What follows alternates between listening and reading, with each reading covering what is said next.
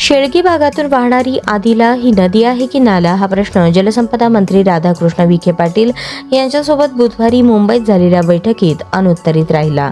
जलसंपदा विभागाच्या अधिकाऱ्यांनी आदिला ही नदी आहे की नाला हे स्पष्ट करू शकत नाही अशी भूमिका मांडल्याचे बैठकीला उपस्थित असलेले आमदारांचे प्रतिनिधी आणि शहरातील बिल्डरांच्या प्रतिनिधींनी सांगितले। जलसंपदा मंत्री राधाकृष्ण विखे पाटील यांनी बुधवारी मुंबईत सोलापूर शहरातील आदिला नदीच्या विषयावर बैठक घेतली।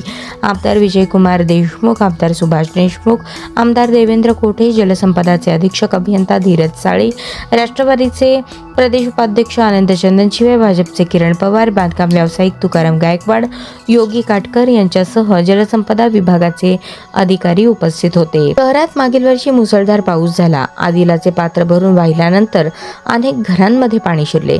महापालिकेने शेळगी, बाळे आणि देगाव परिसरातून वाहणाऱ्या आदिलाच्या पात्राशेजारील बांधकाम परवाने रोखून ठेवले आहेत। जलसंपदा विभागाने आदिला नदीचे रेखांकन निश्चित करावे आणि अहवाल सादर करावा असे पत्र महापालिका आयुक्त डॉ. सचिन ओंबासे यांनी 1 वर्षापूर्वी दिले आहे। या प्रश्नावर चर्चा करण्यासाठी ही बैठक झाली, मात्र या बैठकीत कोणताही ठोस निर्णय झाला नाही।